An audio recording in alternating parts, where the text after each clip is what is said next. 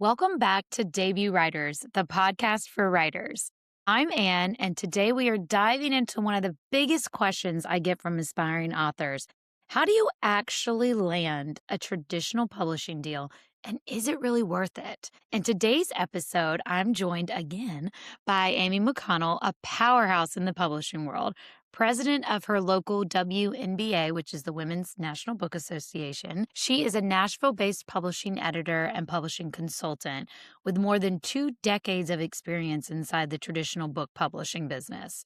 She formerly served as the editor in chief and vice president of Howard Books at Simon and Schuster, where she acquired and edited numerous New York and USA bestsellers. She also spent years as an acquiring editor for HarperCollins, helping launch successful book imprints and develop books across genres. And my favorite fact about Amy and how we know each other is that she is also the founder and president of Writer Fest, only the best writing festival in Nashville. Make sure you look it up. It's coming in November.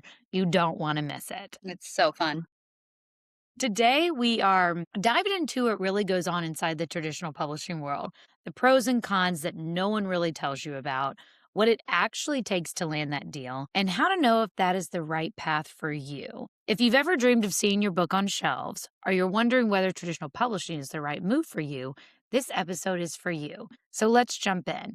Amy, thank you again so much for joining us on Debut Writers. Are you kidding? There's no place I'd rather be. I love you guys. Thanks for having me. Of course. So, we're going to talk all things pros and cons at some point. But first, let's just start with what does it really take to land that traditional book deal? Like, what's the process? Getting Like right the in there. simplest form you can say, because I know it's like really convoluted and we'll dive into all of that. But if I just dumb it down for us. Okay. Yeah. Well, okay. So I can't help myself. I'm going to use the analogy. I think of myself as being a midwife. So, because I feel like books being published into the world is a lot like a person coming into the world, looks different every single time. Sure, we know babies look a certain way and books look a sort of certain way, but every single process is different. But essentially, it boils down to this. There's an acquiring editor in-house at all the big five, or now we say three typically, at the big publishing houses or the books. Dwindling down. Yeah, there are fewer and fewer anyway. At a traditional publishing house, there is an acquiring editor, and she works for the company. Her job, his job, is to acquire books that will be published by the company and make money. That's their job. They essentially get a credit card from the company that they then go out and buy intellectual property from authors, and then they produce that. They produce a book that is that intellectual property that they then sell, and then they give some of the profits back to the author, but they pay themselves back first and make a profit first before they ever pay the author. Because I like to use publishing is a business. I always like to use that credit card analogy so that the authors know that there's just not money like just being handed out. It is really credit. The acquiring editor in-house is loaning money that they have been loaned from the corporation. They're loaning that money to the author with the hope that the proceeds of the book that the publisher then sells will be enough for that debt to be paid back. That hardly ever happens. That debt is hardly ever paid back. The author hardly ever gets a check from the publishing house because the agreement between them is such. It's stacked in the publisher's favor, essentially. And I don't say that because I don't love publishers. I love publishers. Been one for over 20 years, but I've been on all sides of the desk now, and I see where the power lies. So I have a little bit of cynicism around that, but I do love those editors, and I have every bit of respect for that tremendous responsibility that is to have the credit card from the company. But anyway, is that a little bit of a Yes, glimpse? no, that's great. It's such a great analogy. You know, I love analogies. And it's such a great analogy because it really does signify how much publishing is a business. And I think authors forget that because we're so creative. Oh, yeah. And that's the part that we love. And that's the part that Yeah. we want to be a part of. And so when we have to transition and put this business hat on, I think authors, that's where we get lost in Yeah, for sure. everything. So Let's talk about the agent. So, in order to get to the acquiring editor at a publishing house, like a big publishing house, you got to have that agent. So, what does that process look like? Like getting that agent, and what is that agent really kind of doing in terms of getting you to that access to that publishing house? Well, I will share that I was in house again for 23 years. And from the beginning of my career, very beginning of my career, I saw the value in what a literary agent does. I had peers in my same space who didn't like agents. They actually spoke ill of agents. I mean, not in a, not, not, not because my editor friends were mean, but just because a lot of times agents are attorneys or act like them. And so, not to say anything against attorneys either, but there was a sense that editors felt that, and authors often feel this way too, that agents bring some sort of heavy handedness and maybe, that they're out for profit. Almost all the agents that I know are actually sold out to just art. I mean, they just love books and Yeah. they love authors. So, and that's, many years into this. But I will say from the get go, I saw the value of an agent, even as an acquiring editor, even though we would fight sometimes, because I think the agent's value is in advocating for the author's best interest to the publishing house. The editor's job is to make sure a book happens and make sure it happens on time and makes a profit. The agent's job is to advocate for the client and the client's career. Yeah. So the client, I mean, the agent, it was worth noting, is paid by way of a percentage of the author's earnings. So you know what 15% of $0 is? Zero. $0.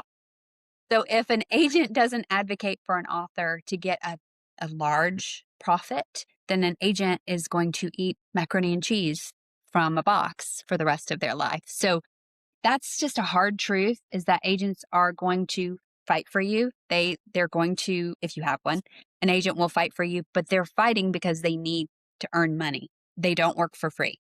Yes, I've always kind of equated it to, like, real estate because I felt like when I It is. was in acquiring in acquisitions for the previous company I was with, I felt like really it was like I always had to be on, and at any point that we were dealing with contracts, those contracts were top priority, and, like, the negotiation between the contracts between the publisher and the author, like, I dealt a lot with that, and I felt like this is real estate. And I feel like in the It is. publishing world right now, I can go out and get a realtor no problem. Like a realtor will sign my house and be like, sure, let's sign your house. Maybe it sells, maybe it doesn't. Maybe I put something behind it, maybe I don't. I live in like a really premier area in my hometown. And so if I ever even breathe that I'm interested in moving, all of my friends are like, sign with me first because they know my house is going to go quick because I'm in like a premier area, right? So it's kinda like a repeat author, like authors that you know are gonna sell, Hmm. they're gonna put that time and money into it. But then they also have to, like, get those houses that they're not really sure about. And so I feel like with publishing, those agents, it's like now there's instead of having like a million agents for one house in real estate business, because everybody's a realtor, by the way, it's like you have a million books and only one agent. And so now it's like there's such a funnel of trying to get an agent and not being able to get one because there's so few and far between. Because, like you said, they're basically working for free until they sell your book, until you start making money as an author they're not making any money, and that takes time. Hmm.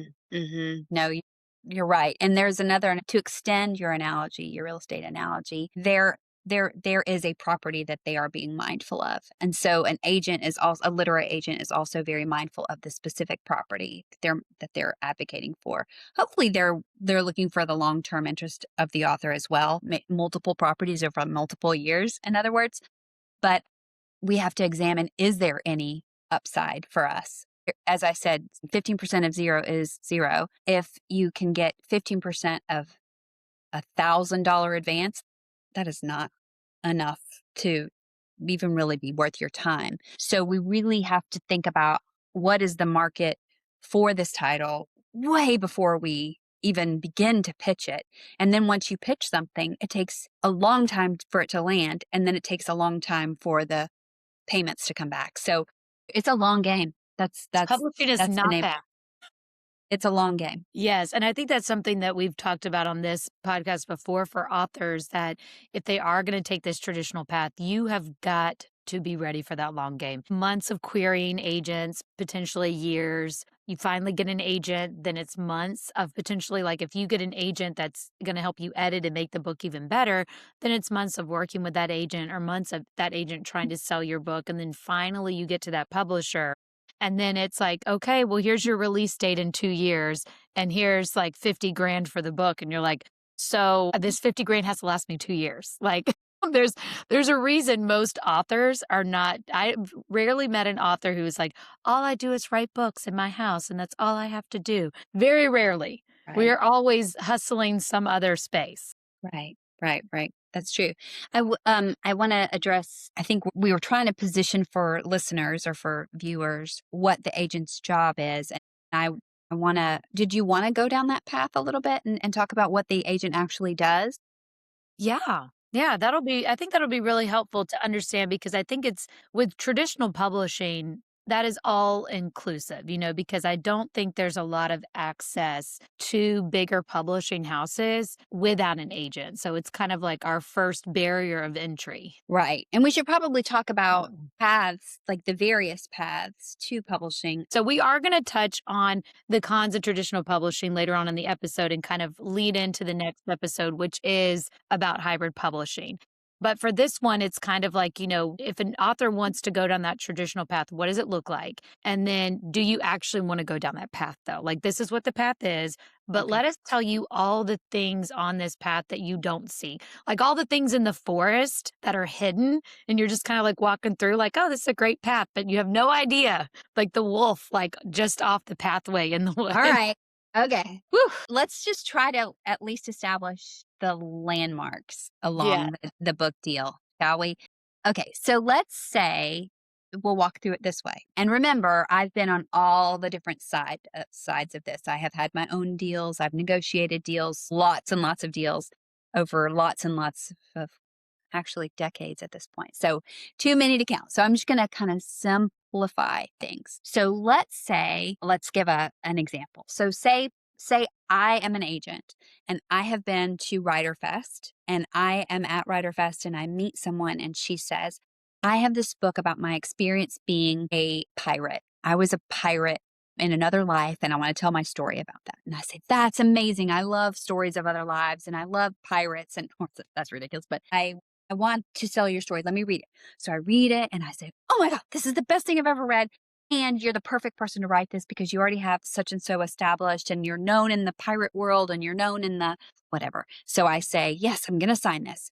The next step is we will put together a pitch that then will go to a list of editors that I know already care about piracy and they care about what else did I say? Past lives and memoirs, and they're feminists and they think it's really interesting. So I put together a pitch around that. And because this is nonfiction, I do a proposal as an agent. I have a proposal. She's already written the proposal, remember? Because I looked at it at Writer Fest. We're Yeah. pretending. Yeah. So she gives me the proposal. I tidy it up a little bit. I create a list. I say, here's who we're going to go to. These are the editors that I trust in this space. I'm going to take this to them. So I take it to all those editors, either in person or via email or via phone. And then we wait because they all have to read it. Well, and I think this is an important part too, because I think a lot of when agents have a wish list, there's a reason for that. It's not that's because that's what they like. It's because that's what they think they can sell. That's the connections they have. Those are the editors they know. Is that true? Yeah, that's true. Yeah. I And was just also because confirming. when you and I go into a bookstore and we don't just like do pin the tail on the donkey, we run around like this and put our finger out and find a book. We know that sections of a bookstore that we are intimately familiar with. We know what we've already read a lot of. We know the places where the content is familiar with that to us. And so then we can have conversations with the editors who acquire those things that are helpful and deep, right? Because that's what you're going to need to have. Okay, so back to our story. So I've pitched and editors have responded to say, I have read this and I want to make an offer. So for instance, let's say on a list of 12 editors that I have submitted this to, 6 of them wanted to see the full and actually reviewed the full. 2 of them liked it enough to make an offer. So what they will do then at that point is that that was a very hopeful scenario. Yes. So those 2 made an offer and 2 of them submit their deal points memos to me. And when I say that, that is just like the common parlance is just like it's the basic terms of the agreement that they plan to offer. So they're not giving me an agreement yet. They're saying, Amy, take this to your pirate lady and talk to her about it. The terms are going to contain specifically an advance against royalties, royalty payments, what they expect to. Keyword there, against royalties, writers. Right. Like that's one of those cons we'll talk about later, but just to point that out. So an advance against royalties, the royalties that are net after they've paid all of their expenses, and then other terms, including which rights they want. They want most of the big 5 now want all the rights, meaning they want international print, they want North American English rights, they want audio, they want film and TV, and they want, there's something I'm missing. What did I miss? Audio, international. Okay, let's say that's enough. I mean, I don't think you're missing anything. I think you're all good. the things. They want all the things. And then they'll say, we specifically want to publish this in our, say it happened today, say I got an offer today, that we want to publish this in our fall 2027 list. And we need the manuscript to be ready to go. We need it submitted by June 2027 because we're going to publish it in exactly 1 year from now. So I'll tell you the time frame essentially. And then there are a few other specifics that are probably not super pertinent to our conversation here. So All then the I go lawyer terms. all the way, All the lawyer terms. all the lawyer at least stuff. So I take those 2 offers to my client and I say, here's these things. Which do you like any of these? And most likely she's going to say, that's not enough money. But we will look very deeply at what are the best outcomes for her. Does this mean? Hopefully she and I have established already what her goals are. And say one of her goals is that she wants to be in hardcover.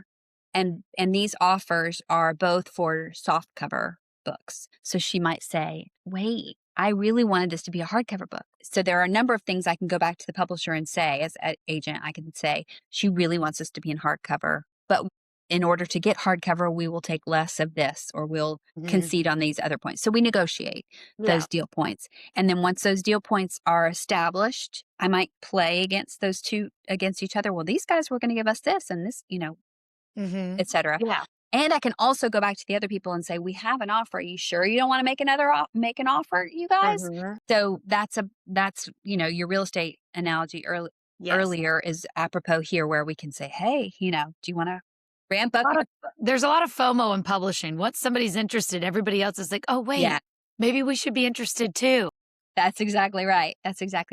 Anyway, so the hope is that you come to a point where your author goes, that sounds like a fantastic deal for me. Let's go for that. At which point you say as agent, I would say to the editor, we're good to go. Send us the long form. And at that point, we're going to argue about like more sticky wicket stuff. And then hopefully you sign within, say, 4 weeks of that and you get an advance payment against your royalties. And that once you have that, you get to keep it. I mean, that advance, they're not going to be able to get back from you. You just have to deliver on the manuscript. And then once the manuscript comes out in 2027, you start to the monies that start coming in from book sales start to pay the publisher back for that advance that they gave you. And once that is fully recouped, that's the phrase, once it's fully recouped, then you start getting checks. I still get some checks that are like $1.50. I got a check for my husband's like, we're framing this. It was the first royalty check I ever got. And it was like $2.38. Yeah. I mean, like big money. It's not, but I mean, the hope, like some writers who have been making a living at this for decades get those checks and then they get big checks. The accumulation of all those checks makes a difference. But the point is that it's probably not what my point was. I get those $1.50 checks because my book is never going to go out of print. Right? The book is never going to go out of print these days because there is print on demand. The agent's role basically is to make sure the terms of the agreement are enforced and that often in the agreement will be an option for renewal. or some other sort of first right of refusal, etc. So that contract, the hope is, will pave a way for there to be a relationship going forward. And that option may or may not be exercised. Both parties, hopefully both parties will agree to continue forward with that. Otherwise, the agent's obligation is really just contractually. That said, most agents are interested in their author's long-term career. And so they tend to be involved in authors' lives more than that, maybe with regard to things like covers. Say your agent, say you got cover options from your publisher and you're like, this is I don't not know at what. all indicative of my genre. I really need help. You could call on your agent and say, hey, can you help me argue for the best interest of my cover in this? Or you might say, hey, I haven't seen a royalty statement in 6 months and I'm due my royalty statements every 4 months, according to our contract. Will you please advocate for me? So there are a number of things that are to do with the contract or even that are just adjacent to the contract that the agent might interact So on your when an author's like, "Well, I wanna go on a book tour and I wanna be on the Today Show," and, like, all these, like, big publicity things that they think come from a publisher, like, who plays that role of getting those authors? Because that's what I hear all the time. Authors are like, "Well, I wanna go with a traditional publisher. I want a big 5 because they're gonna send me on a book tour, and I'm gonna get on Reese Witherspoon's book club." These like lofty goals that they feel are only attainable if they're going with the big publisher. Like, how realistic is that ideal for authors? I mean, anything is possible for any author. That is truly my belief. Anything is possible for any author, and it doesn't necessarily mean you need a traditional publisher to do any of those things. There are some handshake agreements, like Jenna has her own book club, obviously. I mean, she has her own imprint at this point. Like so she is going to be inclined to premiere her own books, etc. Reese doesn't have an imprint. She's not Oh, but book she's club writing books now. So now she's got her own books that she's writing books, putting out there. right? I'm like, you're not allowed to write the books too. You got to pick somebody else. Is that fair? Have you read it? It's good. I liked it.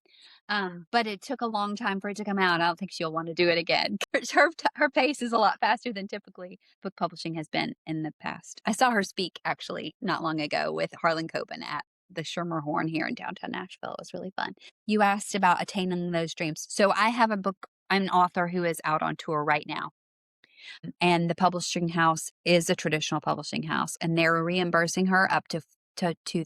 I mean, I can just tell you because nobody knows who I'm talking about, but she's out on tour right now, and they said they would reimburse her up to $2,000 for her book tour. The book tour is for sure costing six figures. So Who's who put that she's together paying for though? that. Yeah. She's paying for that, and she's just betting on herself, and she's right. I mean, she's winning. It was the right thing to do, and I've seen evidence of that success myself with my two eyes, but the publisher just does not tend to want to front that money. Remember, they've already advanced you monies against their royalties. They've also already invested probably over $100,000 in just the cost of creating a book and putting it out in the marketplace. I mean, if you run a profit and loss statement in houses, I mean, you have to, as an in-house editor, you have to run profit and loss statements on every single book and then also on the print. And it's costly. I mean, all those upfront costs are a lot. It used to be back in the day, we used to say that there would be $1, we would pay $1 of marketing and publicity for every copy sold. That was how we allocated budgets. It's not that anymore. It's less than that now. Yeah. So, and if you think about most books don't sell more than $1,000. So $1,000 marketing and publicity budget is aggressive the way the company thinks about it. It's not aggressive as far as I'm concerned. I would pay $1,000 of my own money to make sure my book sells, but I believe in me. The publishing house doesn't always have that level of commitment. I'm straying from your question. How realistic is it that the traditional publisher is going to pay for things like a publicity tour And I think and the or assumption is they're setting it up too. Like they're like, well, I sign authors all the time, like, okay, well, when's my book tour? And I'm like, when you schedule it with your publicist? yeah, yeah. Well, I mean, that's a really good point, Anne. Establishing expectations for what it will look like to have a book launch are important, and nothing is automatic. The only thing that's automatic is that there should be a finished product. At the end, there So will that be a begs the question then when you're doing all the contract negotiations for your author as an agent, can you negotiate that kind of stuff in the contract? Say, well, my author wants specifically at least like a 10 city book tour to go along with this deal. Like, is that something that publishers are open to negotiations? Or is that really something where you're like, look, if that's the goal, we need to start looking at what publicists or what companies we want to hire, because that's really who's going to have your best interest at heart. They're going to have the connections and they're going to be the ones to like really get the status that you want for this book. Right. So I kind of gave me two options there. One, can we negotiate it? And two, is it a better idea to plan for that yourself and plan that expenditure yourself? And the answer is no, you cannot negotiate that unless No. unless you have a ton of leverage. James Patterson absolutely can do that because James Patterson's name sells 6% of the books that sell in the US on a given year. Wow. So does he That's have fair. negotiating power? Yeah. Absolutely. But most authors do not. I mean, that is the rarefied space. Those authors who are able to negotiate that kind of stuff, that is the rarefied space. And here's why. Because as soon as an in-house editor writes in a contract, we will spend X amount of money on your publishing plan. They've tied their own hands, Yeah. right? And they are tying the hands of their peers as well, and that does not go over well in-house. Nobody wants to have their hands tied in-house because you have to be able to negotiate. You have to be able to wing it if things go poorly in a given quarter because you have stockholders you're beholden to. So I've seen huge budgets for books in quarter one that drastically change in quarter four. So it doesn't really, so A, it doesn't happen. So, and then the B thing is it a better idea to plan for that yourself? 1,000%. I've even seen authors get book deals that they wouldn't have otherwise have gotten because they say, I have already hired this specific publicist I've hired her on retainer. She will be with me for 6 months at launch, etc. That can be very persuasive for the publishing company. One way that I like to talk about it is that book proposals that sell a book to the in-house editor. They're like a business plan. It's like the publishing house is thinking, what do we want to invest our venture capital in? Oh, we want to invest it in this plan for success. They don't really want to invest in art. Oh, look, well, that's not art right there, but like that painting right there could be worth $10 million Yeah. or maybe 1,000, Yeah. maybe 500, right? So we have to think about it as a business, as you mentioned earlier, that they're betting on a good return on their investment for every contract that they sign. And so working as being debut writers, like working as a first-time author, that is definitely not something that we are seeing come our way very frequently. No. Not unless you come with a massive platform, I'm told. Yeah. I mean, I don't even know. Massive platform. I think hate that word platform simply I know. because I'm so suspicious of social media. Do you buy things because of social media? My kids buy things on TikTok, but I typically don't purchase things because I saw them on Instagram. Of the rule. And Instagram will send me stuff and I'm like, you know me, Instagram, you know that that's what I'm interested in right now. But I am very tentative to buy it through Instagram. Like I actually more often than not will go to Amazon and see if I can get on Amazon. Because if it doesn't come out the way I want it, I can just return it to Amazon real easy. That's like, it's unfortunate. And I hate like buying into like the big corporation of Amazon now, like how people say like support the little guy, but they just make it so easy and convenient that it's really hard sometimes to be like, I can just buy it. And if I don't like it, I immediately return it. And it's like, it's all done within a week. Like my son today on the ride home, he was like, we have a live turtle in our house, not something I recommend, but he's like, we need more turtle food. Like you need to go to the store. And I'm like, honestly, we should order it on Amazon because it's going to come quicker on Amazon than I'm going to get to the store this week because it's a busy week. So it's like there's that mentality too sometimes of ordering and like just having it be more convenient. But I do feel like I have to see it multiple times and I have to see it from multiple different influencers. Like I'm not just getting the first ad and being like, they're telling me that if I put this mask on my face, I'll never have wrinkles again. Sure. Yeah. Let's buy that now. Like I'm not believing that. So, like that kind of stuff. But I also have heard too that there was this misconception that platform equaled book sales, especially like in the TikTok space. And they're learning now that that's not true. That really the core of it is now they're asking, what's your email list? Like, what do you have a newsletter? How many people are on your list? And that's more indicative of will you sell books? Is your email list. So now like that's the big thing that I hear a lot of people That ask. is the new metric. That Yeah. is the new metric. And what the complaint, I was making it already. I mean, well, let's don't claim credit, Amy. But the thing is, Instagram and Facebook are not transactional. It's not the basis of that relationship is really more voyeurism. So if you're voyeuristic about something and you want to read about it, well, cool. They might buy a book about it. But most things we're voyeuristic about, we just want the glimpse. We don't want to get all the way into it. Um, my point is, yes, email lists I think, are a much better indicator of future success. It means you've already created a relationship where people want more from you. To obviously, Substack is another good place for you to build reciprocal desire on their part, where they want to read more about you, etc., or learn more from you.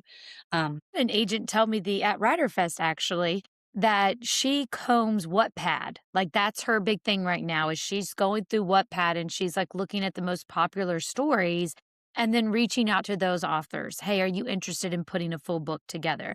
Because you've shown that you can clearly gain readership. So yeah, and I think that's what a lot of authors don't understand about the traditional space is it, you're asking somebody to take a chance on you, but you're not showing any effort forward. Like that's a lot of things we talk about and when I acquire from Morgan James, it's, what efforts are you going to put forward? What are you going to do as the author to help gain sales and help gain readership? Because you can't just sit behind a desk anymore. Like you got to get out there, you got to be proactive, you got to have some way to help sell books. And I don't know, Anne, like I don't know anymore. I don't know that ever there was that. I don't I don't know that ever there was I just sit behind the desk. Okay, that's a misconception that I think people just thought you could like sit behind your desk and write books and send it to a publisher and be like, this like hermit of a person, like not have to deal with anybody. Yeah, that is sort of I think that's a myth. I think yeah. But I mean, yeah, sorry. Yeah. Well, that's a good myth I to bust because I think a lot of people think that that's how it goes down. And I don't know what author perpetuated that myth of saying that, but like, yeah, no one just sits in their house and does absolutely nothing. So we've walked down the path now. You've shown us the open path that a lot of people know about that we can all like see and we all know like this is how I get to that traditional publishing deal. Now let's talk about the behind the scenes. Like what are some of the biggest surprises an author is going to encounter potentially their first time around going with like an agent or a publisher, whichever way you think there's going to be more surprises? Some of the surprises. Well, I want to say from the outset that I think anybody who is in publishing is in it for the love. Most 99% of the people that I know who are in publishing are absolutely delightful. They so love authors and they love publishing. They love books. And they're in it because of that. They're not in it because there's a ton of money. I mean, it's not like people aren't like driving their Jags to the corporate office and then just like having 2-hour cocktails in the day over, just chatting with Yeah. Hemingway over there. It's a hard job. It is hard work. They love it and they probably will die there. That's just the way publishing is. People move around a lot, yes, but it's the same people typically, so never burn a bridge, by the way. Yeah.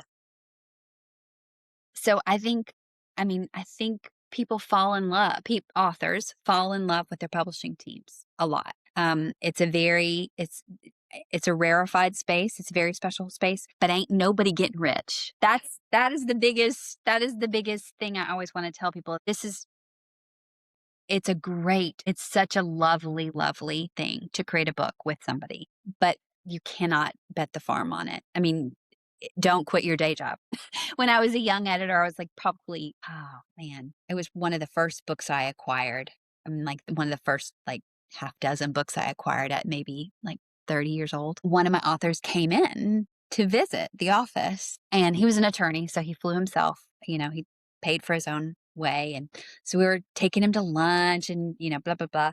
And my boss came and was hanging with us a little bit. And I was so embarrassed. I blushed bright red because my boss said to him, the attorney, the author, the novelist, said, "So, do you have any advice for me?" To my publisher, my boss. And my publisher said, "Well, I wouldn't quit your day job." Like, "Ugh." And I was like, that's not what you say to a person who just signed with me. Like, that was not a vote of confidence for me. I said that to my boss, and he was like, "I'm just telling him, like, you're not Try to going be to honest. get rich on this." And this man, this author is still publishing to this day. He's got, I don't even know. I mean, I'm 50. I'll be 55. So that was 20 odd years ago. He's been publishing a novel a year ever since then. Some of his books have been made into movies. But the point was, like, this is a success. This guy is a success story. But my boss was saying to him, it's going to take a while for you to Yeah.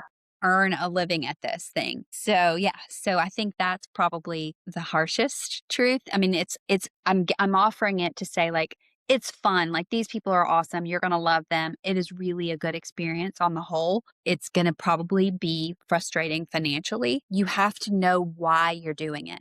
And knowing your why is so critical, because you're going to need it. I need it a lot.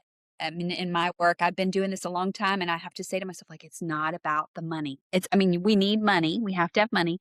But for me, it's a lifestyle choice. I love writers. I love them so much. Reading is the thing that sustains me in tough times and sustains me when I'm like it's just lifeblood to me. So that's my reason. Some people's reason is because they want to touch lives, and they want to have impact, and they want people to interact with them via the book and have hope, or they want to change people's lives. They want to empower them with tools, or whatever your why is. There is no wrong why. I mean, except for maybe, like, I want people to die. Or Like, like, I would want probably money. be. Well, I mean, if that's your why, then you can probably do it, but you'll have to be doubled down on, like, focusing on that being the aspect of it. And I mean, there are people who are killing it at publishing, but they've said, like, this is because I want to. You have to just know your why and stay focused on. Yeah, and I think that that's really important too, because I always say this is what I speak about the most is there's all these pathways in publishing. And if you can tell me your ultimate goal as to why you want to put this book out there, I can tell you what path you should be going down. And that's kind of what this whole series is about, is kind of exploring all those paths, because there are other options now. There's not just this one. We were talking before we started recording that when I was doing my first book back in like 2018, and I Googled how do you publish a book, it was you get a literary agent, and that agent tries to sell the book, and it's going to take forever and a day to get there, and I went in the query trenches for a year, and then finally a publisher signed me. I didn't have an agent though, so I tried to negotiate my contract though, and they were like, yeah, take it or leave it. This is all you get. Like, they definitely knew there wasn't anything else happening for me. So I just kind of had to accept. And then that's kind of when I started to learn how we talked about the wolves and in the woods, just off the pathways, how you recently said that advance against your royalties, that you're not getting money until the publisher is paid first and they're making a profit. So, like, you're not getting paid for every book sold. I have a friend who publishers with Penguin Random House, and she's like, I've never earned out. And she told me basically what that means is she's like, I always get an advance, but I can never depend on a royalty check. And she's got like 5 books out now, and she still has not earned out on any of them. So she's like, I just know that that's all I'm getting. And so, but I think a lot of authors, again, have this like idealistic of, oh, I'm just going to make all this money. I'm going to sell these books. And, for some reason they think, even though we go buy a book for $20, somehow we think we're going to make a lot more money at this. Well, and yeah, yeah, and the publisher didn't make $20 on that book. The publisher sold it for 50% off the cover price to the bookseller. So the publisher only got 10, and then the publisher keeps 10 until they've paid themselves back for producing that book, and they won't even pay the author until they. Yeah, so it's, yeah.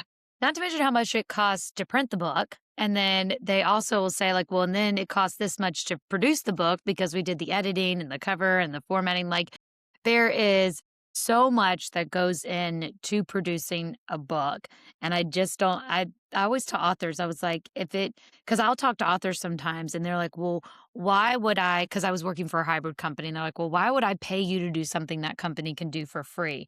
And I'm like, nothing's ever free. So, like, it might feel free, but it's not. So, like, you need to figure out, and that's what I always caution authors, nothing is free. So, you always need to figure out, where are you losing the money? Are you losing the money up front because you're investing in the production? Are you losing money on the back end because somebody else invested in that production and now they're taking a higher profit on the back end? And over here, I just have to pull this thought over in books are returnable. Don't even get me started on that. It is I hate it so much. Good luck trying to return a soda. Nope. And Oh, well, this isn't by really the way, soda, it's polar, you but can literally return a book for life too. Like, that was what was mind boggling to me. And I remember when I set up my self published book and I was like, no, you can't return this. And then the bookstore was like, well, then we won't buy it from you. And they were like, if we don't sell this book within the year, we're returning it. I'm like, a year? Like, you don't have 90 days or 60 days? Like, everything has a timeline on being returned. Everything. Why not books? It drives me insane. And I wish that the big five, or like the powers that be, would just like establish the, hey, look, you got 90 days to return that book and then we're done. Because this this is what happened during COVID for a lot of publishing houses. Was here we have Amazon, a book's coming out, they hear buzz about it, so they buy 30,000 books, and this author's like, awesome, I'm killing it. It only sells, 5,000 books. All of a sudden, you're on the hook for that full return because they already paid, somebody paid you those royalties, or maybe you got royalties on them. And so, yeah, I feel like those are all like the dirty little, like, hidden things in the woods, all these things that like authors are like, I never even knew that. Like, I didn't even know that was possible. mhm. One other fun thing in the woods is legal reads. Do you have nonfiction authors? Yes. Okay, so a legal read. Do you know what that is? Have you ever No, gone through a legal no. read? I don't think I've ever heard. Is this like reading the contract? No, it's God, I look so weird. What's happening? Well, it's okay. I don't make your people sick. Legal read. So a publishing house has to protect its interest. They want to make sure that they don't get sued, right? When a book has any sort of potential to get get the company sued. For instance, if it's a memoir and somebody names names, Mm, or if it's like a political defamation. book and somebody, it looks bad in it, which could be considered slander, those kinds of things. The publishing house will put the book through a legal read. And that means, guess what? You probably have to pay for it. It comes out of your money, and you'll be required to make corrections to make sure that the publishing house is covered for any, so that they're not open to being sued on stuff. That's a fun one. So it's something this is something I hear a lot too about publishers changing so if I sell my IP rights to a publishing house, they have the right to change that book. They have the right to decide the cover. Like, if they're asking me, it's really just more of a courtesy. But at the end of the day, like, I've sold it's like you sold a product. If I sell my house to somebody, I can't all of a sudden show up and be like, I used to live here, so, like, I can come in and cook in your kitchen. They're like, no, I mean, I could invite you for dinner, but, like, it's my house now. Yeah, yeah. Well, you're right. I mean, anytime that you give someone the right to publish something, you're giving away rights. I mean, not giving away, you're abdicating rights. Yes. So yeah, that's an important piece of an agent's work, is to make sure that you don't get taken advantage of that way. So what are some good reasons to go with a traditional publishing house? And what was the second one? What was part What 2 are of? reasons to not to? Like, what would be the big reasons you would not wanna go with a traditional publishing house? Let's start with that one. I'll start Okay. with why you wouldn't go. Control. So if you are a person who desires to have control over your intellectual property, recognize that going with a traditional publisher is going to introduce a lot of other cooks into the kitchen, and it just does. So yeah, introduces them into the kitchen. That's probably a really good analogy. So think about, like, I make a mean lasagna. My lasagna is fantastic. If I have you over, it is. I mean, ask anybody. So, and if you came to my house and I was like, we're making lasagna, you would probably have a few insights into how my lasagna ought to taste, and you would probably mess around with it. If we had your mom also come, and also my neighbor, and also my daughter, and also my husband, like the more people, the more it's going to be like, wait, wait, wait. This is Yeah. my lasagna. Like, y'all step off. Yeah.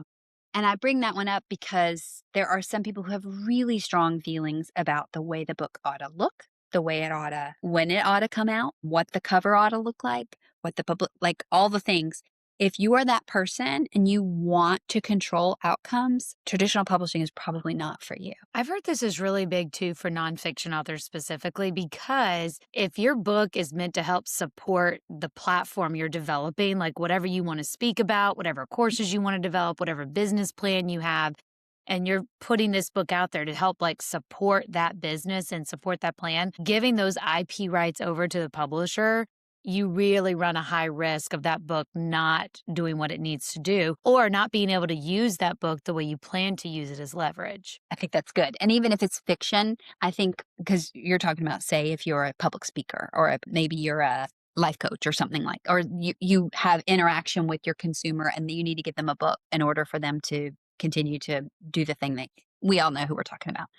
There's that. But then there's also fiction authors, like novelists who are, they know the beats of the genre, they know what their readers want, and they want to be able to manipulate copy so that they can sell at a certain, there are all kinds of things that they want to control in order to best reach their consumer. Then the person who likes that control or wants that control is best suited in a self or hybrid independent sort of space, because the publisher, as I said, like lots of people in the kitchen, they're going to have a lot of strong opinions and they're going to put their fingerprint on your product. You will ultimately be the one who has to live with it for the rest of your life. So that can be troubling when you say, I was too tired to fight about that green cover. I Well, just, I hated the cover of my first book with my first publisher, and we battled with it. And I was even like, I'll pay for my own cover, just like get, because they had this idea that every book was going to be a color. And so, like, I got the color gray, and my book's already depressing enough. It doesn't need a gray cover to help it. And so, and I was like, okay, well, that's fine. Cause they had this whole like book club thing where they sent all the books and they were like, we really want to have it where they can put it on their shelf and have like this like fan of colors, across the shelf for every book that's by this publisher. I said, I get that. So send the gray cover to your book club members. But like to the bookstore, that's going to look horrible. Like no one's going to put that in their window. No one's going to want to sell this book. Everybody judges a book by its cover. And we went back and forth over and over again. And I actually got a separate cover, gave it to them, paid for it, and then they refused to use it. So, like that was so when hard. we talk about like you're definitely kicked out of the house. Like it doesn't belong to you anymore. Ain't your lasagna anymore, honey. No. So let's go to the part where you said, where is it a good fit? Yes. Think that if writing is a sliver of your life, but you can sell a hell of a lot of books and you really want a team to support you in the publication of that book, but you'll do all the other things that create a lifestyle or whatever it is that can sell a book, you're a good fit. If writing the book and the book itself is like this much of your life, awesome. Pork with a parting house. Does that make sense? Yes. And I think to myself, I don't know any writer who would say that. Like the book, I want it to be like it's the biggest part of my life, and everything else is kind of like little bits and pieces. So maybe I am kind of like on the other side of that spectrum of, but again, I still, it's not that I want control though. Like I don't want control over everything, but I definitely want writing to be the prominent space of my life. Yeah. And I'm thinking about some of my author friends who are, who make a good living, who are published by traditional publishing houses. And they would say that the books are a big part of their life, but the publishing part is just a sliver, right? Like Okay. they're doing a lot of other things that support that sale of that book, but they don't really think a lot about, like, they don't care a lot about the cover. They don't care about a lot about the interior type setting. They lean into their team for that. The rest Yeah, of their they're life. like, we want the professional people to just take all that. I've written the book. You make it good. I'll sell it. Mm-hmm, mm-hmm. Okay. Or yeah, yeah. Yeah, I'll sell it. Yes, yeah. So big question here. If the goal is money, what do you think an author has the potential to make more money using traditional publishing or going like a hybrid or self-publishing path? Well, my husband is a CFO. He's got his Vanderbilt. He's got his finance degree, MBA from Vanderbilt, and so we've run a lot of numbers on this. Of a Friday night, Amy and Fleet tend to like pull out the spreadsheets. Yeah. It's a nice little Friday night. Yeah, Nice little I Friday mean, morning. that's how nerdy we are. It's like cocktails and spreadsheets. But yeah, so it's without a doubt you make more money if you do it yourself or work with a hybrid. I mean, there's this the numbers don't lie because you're getting at minimum 50% with a hybrid or 100% if yourself. Whereas with a traditional publisher, even if you get an advance, you're really only getting 12 to 18% of net proceeds, which is to say after costs. Yes, that is what net means. It's not jacket price or it's not of No, every book. it is after all the things are paid. So there's just no question. I mean, that's where it is a better cut if you do hybrid or self. Well, and those But royalties you, also but have you, to go to the agent. and well, that's true. And I mean, it makes sense to have an agent if you hybrid or self, if they get 15% of your profits. Does that make sense? So that's a whole new model. We'll be talking about that in the days and years to come because agents have this mindset of they only work with traditional publishers and they're dropping like flies because they're Yeah. not seeing that money is being made a lot more in the hybrid and indie space. That's a subject for another time. But what I was going to say is if you are going to hybrid and self publish, you have got to factor in a budget for marketing and publicity. Yes.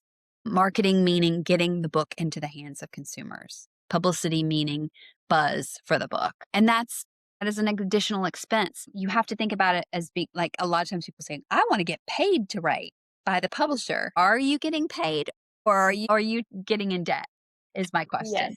Sometimes you are getting paid. I mean, I have some authors who make a good living, author friends who make a good living at writing for traditional publishers, but most do not. You have to think about it as being opportunity cost. Is that are you getting further into debt or are you making money when you sell a book? So yeah, I hope this is not I hope this is an empowering conversation for listeners. It is because I think so many listeners get defeated through the querying process and the limitations and the gatekeeping of traditional publishing. So to hear that there's such opportunity in the other spaces, I think that's really empowering for authors. And to say, hey, we can still keep that control. We don't have to give it up. I think that's really empowering too. Well, it's a myth that when you say gatekeepers, yes, there are people gatekeeping, but the things that are being gatekept, the spaces that are being gatekept, stay out. Do you want to be in that space is the question. Because there are lots of other places to be that aren't being gatekept. So I argue that the places that are being gatekept are possibly being kept from you for a reason, a divine reason, which is for your own safety and well being. Because once you get into them, you might find, oh my Lord, I've actually gone into tremendous debt to be here because you're in a contract where you no longer have control. So again, I hope it's empowering. I am excited about the time that we're living in. I feel very, I said 55 been at this for a couple decades, maybe 3, and I've never been more invigorated by this space. There are way too many books in the sense of like there are lots of books that want our attention, but it's a really exciting time because you never know where you're going to find a huge gem. I used to expect as a consumer that I would be able to find the next gem from one of the big 3, and I'm skeptical about that these days. I think there are so many stories of self and indie published books that are profoundly changing people's lives. So I'm real hopeful about the space we're in. Yeah. So, being hopeful about the space, where do you kind of see it going? I mean, we were kind of talking about this previously before we started, and I work for a author-centered, hybrid publishing company. And so I kind of see all the benefits on that side that, again, I didn't even know existed until I started working in the business. And then I see kind of all the back end of the traditional publishing. And I am still one where I'm just like, which one's going to win out? Where, like, as we're going through this like new wave of publishing, and then we don't even have to bring up AI. We can do a whole nother episode on that. Kind of where are you most excited about? Well, when we talk predictively about the market, I see really it all kind of coming to a head with Ingram book distributors and Amazon being the final players. I think those two huge companies are going to start being their own publisher. As we know, Amazon already does curate lists for Thomas and Mercer, Lake Union, et cetera. They have their own lists and they publish books. And I think we're going to see Ingram doing that as well. And Ingram is the world's largest distributor. Those are the two that are ultimately going to be in competition. I think the mergers and acquisitions of the smaller companies is just going to exacerbate into that space. I can't see beyond that horizon of those two things happening. I'm convinced that's going to happen. So I have no control in that. I'm just looking to see what the things that I can control. And I think the thing that makes me most excited is this. And I don't think we're talking about this a ton. I haven't even heard anybody else say it, but I think the most exciting thing about right now is authors working with other authors. So when I say that, think about in the golden age of publishing, like when you think about the early days of Simon and Schuster, or when Random House first started as a publishing company, and they had they bought Modern Library, and it was supposed to be random books that they were publishing. And I love reading about those times gone by. But those times were really invigorating because editors and thought leaders and culture makers were, all of them in New York, determining what was going to be in the zeitgeist. And they were like avant-garde, they were pushing the edge, et cetera. And that's what made them become, all these decades later, sort of the gatekeepers, as you were talking about. I think the power has gone back into the hands of the authors. And what's happening now is authors are talking with other authors and with fans, and they have the finger on the pulse of what really is happening in the zeitgeist, and they're determining it. So I think those relationships between authors and fans and authors and other authors are where it's really at. I think the power is going down in New York, quickly diminishing because it's just on fire, basically. I think that's going down, and the author's authority and the fans' authority is rising. I don't wish for ill about anybody, but I think that's really exciting to think that the people who are creating the art and interacting with fans around their art, or readers around their art, they're affiliating with each other and communicating with each other. And that's where the goodness is, I think. What's empowering about that too is that will kind of stifle AI too. So like if we're giving more power to those publishing houses and they can just put out whatever and it doesn't matter who writes it, and the fans don't care about the author and they don't necessarily care about what they're reading, then AI can take over. They can put out AI books and nobody cares. Versus if it's really the rise of authors and the rise of readers, this is going to stifle AI. So I say all that to say, please, yes, let's do this so AI does not take over. But so long live books, long live authors. Amy, this conversation has been so helpful. It has really pulled back the curtain on all things traditional publishing and about the incredible opportunities it offers, but the fact that it is not magic, and what the limitations are and all the other opportunities. And I just thank you so much for sharing your wisdom and giving us a real look behind the scenes. Make sure to subscribe to our Substacks because I'm going to put all of Amy's information in there and all the information about Writer Fest. You should definitely attend. It's a wonderful event. It's a great networking event. I can't tell you. Amy knows pretty much everybody in the industry, and they all come to Writer Fest. And I have met, most of the contacts I have are through Writer Fest. Like it is the one festival I go to that I know I'm going to make amazing contacts. So definitely check that out. We'll link all that in our Substacks. And next week, we are going to dive even deeper and continue this publishing conversation. But we're going to flip the script and we're going to start talking about those alternative paths to getting your book out into the world and how to decide which publishing route aligns best with your goals. We're going to be meeting with David Hancock, who I met at Writer Fest, by the way. And he is dubbed the father of hybrid publishing. Yeah. And he's going to kind of talk to us about how that all started, why he started it, and why it's a viable option for authors today, like we were just talking about. So make sure to subscribe to our newsletter so you don't miss out. Follow me on Instagram, TikTok for tips and advice on writing and publishing, and get out there and start writing. I agree. Thanks so much for having me on. Of course. Thank you for It's a coming. blast. Bye, Ann.